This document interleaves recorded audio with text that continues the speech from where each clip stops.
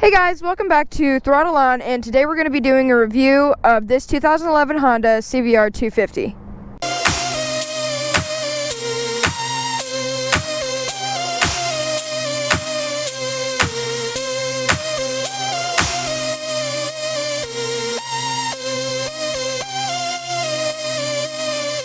This bike is an older model. It's a 2011. It does have a couple scratches on it. It's been through some stuff. I mean, I've dropped it like twice now. The owner previously dropped it, especially on this side. This pipe's really big. It's got a lot of scratches on it. It is a sports bike model, as you can see. We do have a lot of scratches we're looking at. It does have this pretty nice windshield. I do like that about it. It's pretty convenient to have that. As a beginner, this is a smaller bike, but I do love the way it looks because to me it looks like a lot of a sort of bigger bike than it is, being it's just a 250 because of its sports style. I think it looks really cool. I really like the way it looks because I can like pretend it's not a 250 in my head when it definitely is. I definitely do like the black color a lot. I saw it in a couple of other colors, but this one really drew my attention because it's just very sleek. It's very neat. It's very cool. I don't know. So this is the Honda CBR 250. It's a 2011 model, and we bought it used, and we're about to go on a test drive and do a little review on it. Well,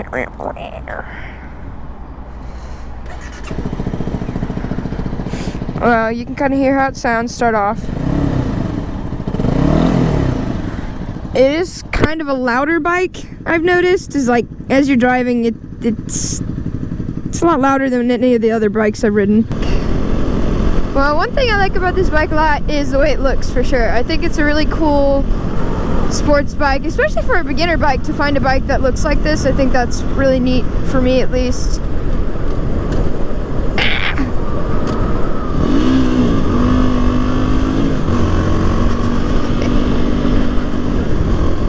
The first impression I had on this bike was it was a little bit loud when riding it.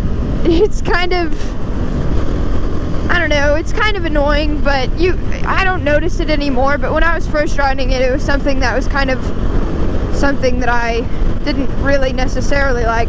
I do like how the dash is set up here, though. I like that a lot. It's very easy to read. The time is off on mine, but you can fix that. So I do like the fact that it is a digital dash. You can just go ahead and read the miles per hour that you have instead of having to. I'm busy fighting the wind a little bit. And this microphone is like a puffball in my mouth.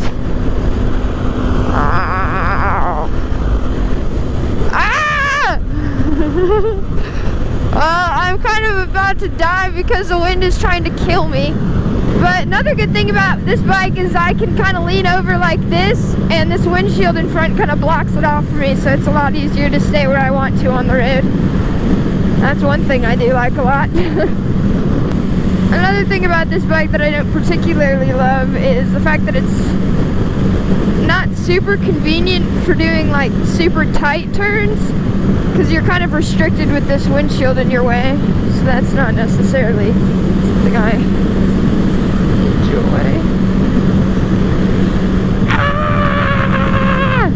So it's definitely also a lot harder to drive in windier weather because it is a lighter bike. I think it weighs around like 300 pounds. I'm not too sure, but it's definitely a little bit hard to drive in the wind, but the windshield does help with that. I do like how the tachometer is set up, though. It's pretty easy to read, pretty easy to go by. This is the second bike I had, so I was still kind of beginner when I started riding it, but I really liked the look of it, so I decided to try it out because I had never really ridden a sports bike. And it wasn't that hard to learn on. It's definitely been a lot of fun to ride. It accelerates pretty fast. It's pretty fun. So another thing that another thing that I've kind of noticed about this bike is the seat isn't super comfortable. It's kind of small, but it's leather, it's pretty smooth. It's just not the most comfortable seat I've ever ridden with. That's something I was thinking about right now. Another thing about this bike, because it is sort of a sport style, you're leaning over a little bit while you're riding.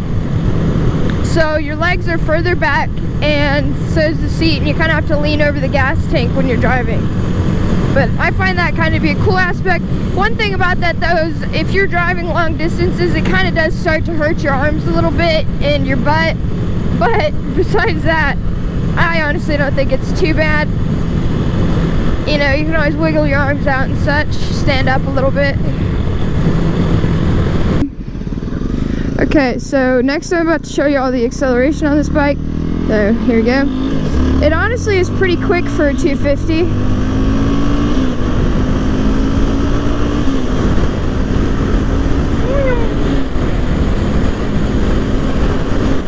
I can get it up to about 80 with some better conditions and good shifting. I've gotten it up to 85, but I would say the natural speed limit for this bike is more around, I don't know, 75. You probably don't want to drive this bike super long distances on the highway either. So if you're looking for like a long distance bike or somewhere to take you cross country, this isn't necessarily the bike you want to have, because it's, one, not the most comfortable, two, it's going to be hard to maintain those sorts of speeds on the highway that you need to, because it's not necessarily built for those speeds. It's a smaller bike. It's a 250, so you're not looking at being able to go 70 to 80 miles per hour for a while. You're going to mess up the engine if you do that.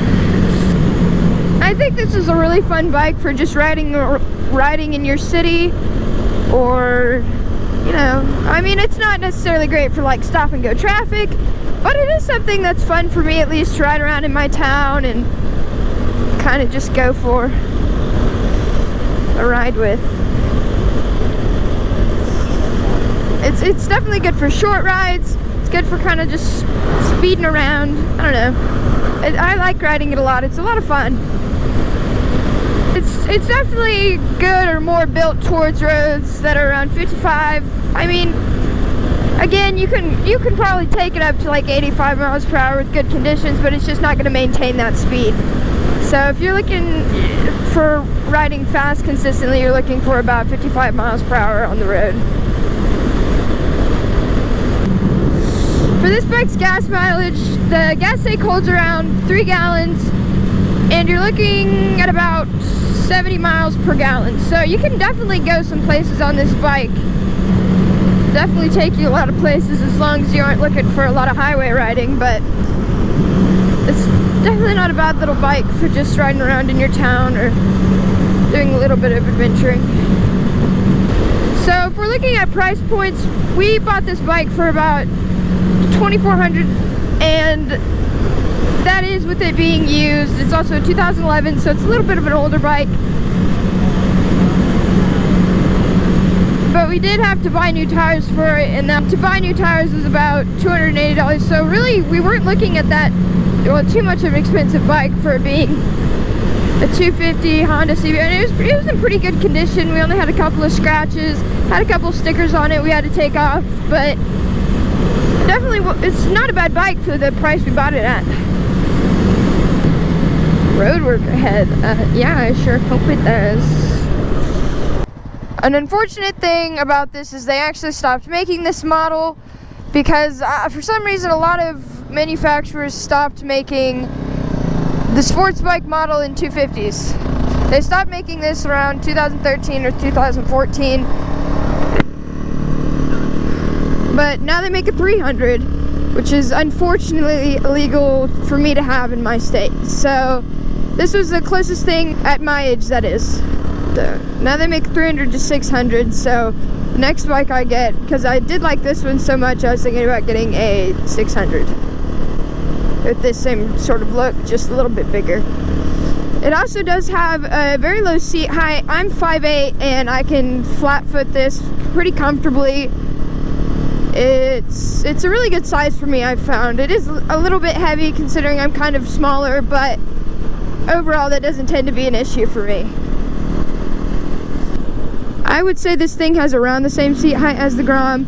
I mean, it is a little bit taller, but not by much, so it definitely is pretty good for a beginner. It's a very good step up from a Honda Grom because you're learning how to ride a new style of bike, and it's a little bit bigger so you can get some more speed on it. It's just really fun as someone just starting out.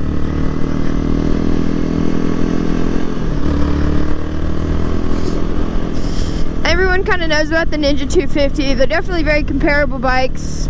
There's a lot of those out there for sale. There are a lot of these CBRs out there for sale as well. But personally, I like the Honda make better. It's just a personal preference for me. Suzuki also makes a GSX 250, which is pretty similar to this as well. But again, I just like the way this one looks better. I like the way it runs better. I don't know. Just personal preference. They are all very similar though. The only difference is I think the Kawasaki 250 is not fuel injected and has a carburetor, whereas this one is, which I like that a lot. It's a lot easier to maintain having this one because it doesn't have a carburetor, so that just makes everything a little bit simpler. Prefer the Honda because of the fact that it has a fuel injected motor, and we overall have just had better experiences with Honda. We've had more reliability. We just kind of like the way Honda works out for us. So again, saying that though, there's nothing wrong with the Ninja 250 or any of those other ones I mentioned because they're very comparable bikes, and if you're getting a good deal on them, there's nothing there that should stop you. These are good entry-level sports bikes for people to learn on. Like, you know, being it's a 250, it's easy for you to kind of get your feel of what a sports bike type is like. So, although this is an entry-level bike, therefore making it very good, it's easy to outgrow.